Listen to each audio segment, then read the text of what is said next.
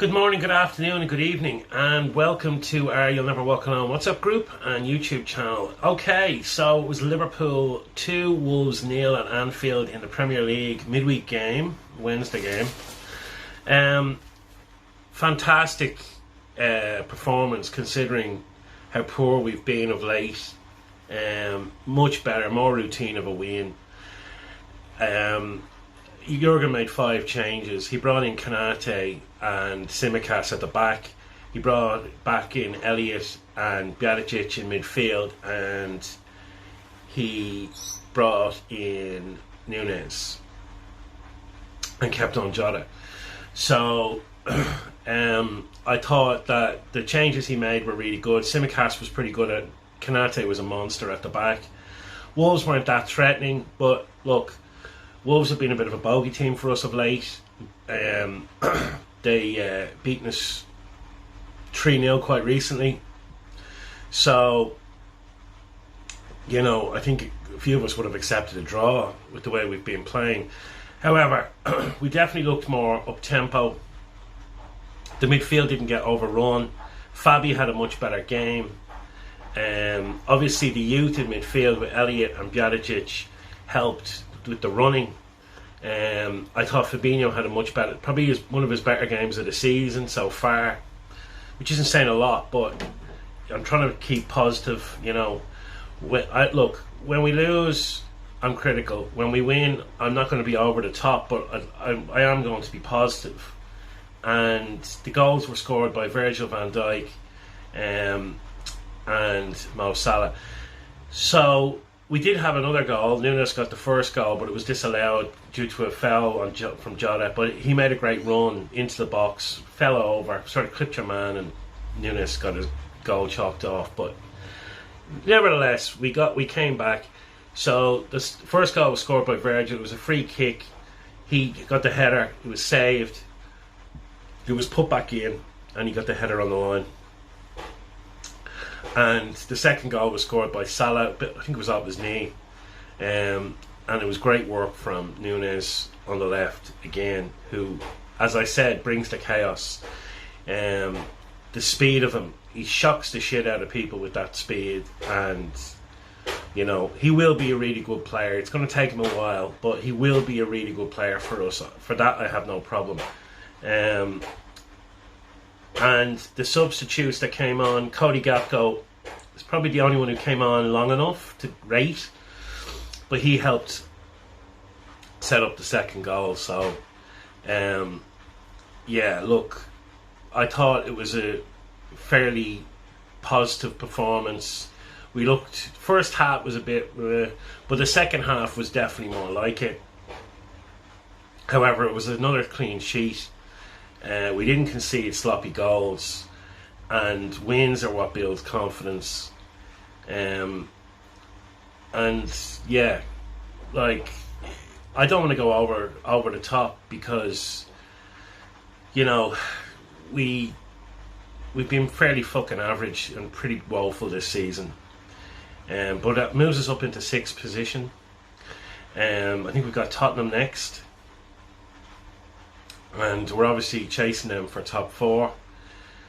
And yeah, it'll be nice to see. It'd be nice to see us, you know, get closer to that top 4. We have a game in hand over Tottenham. And yeah, from 8th or 9th to 6th isn't too bad. Just goes to show though, like, we haven't been at this end of the table for a few years, but it just goes to show how fucking poor you can be all season and still get into the top 4. And if we get into the top 4, Jesus Christ. But look, game at a time, I think, is the best way forward. We obviously still have that return leg at Madrid, which could be a chastising night and destroy any self-confidence we have.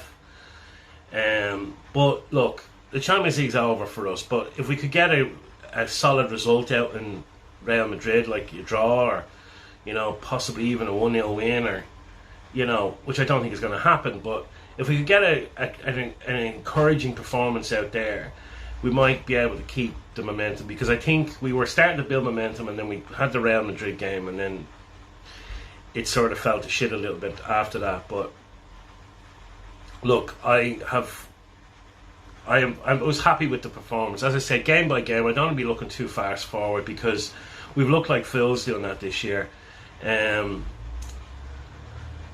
So yeah, decent performance. Jurgen got the substitutes right. He left it late. He made some big changes in the team, which I thought benefited. I thought Tsimikas had a really good game.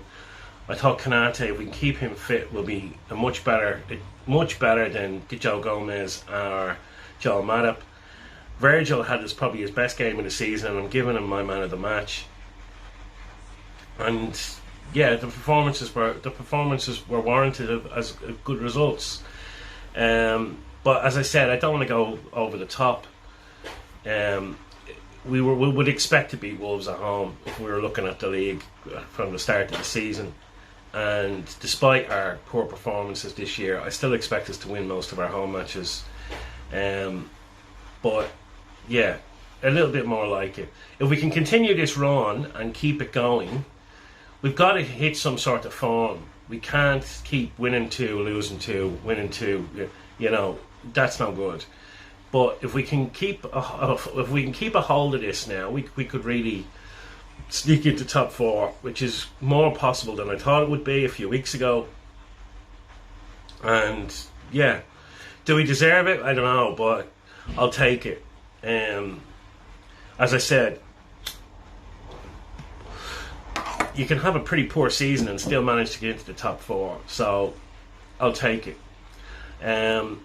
Anyway, I'll do the player ratings. If you'd hit the like and subscribe button, we're getting loads of views, no likes, and we sort of stalled on the sub. So if we could get more people to hit the subscribe button, hit the like button, if you enjoy the content, and come on Liverpool, we can get this top 4.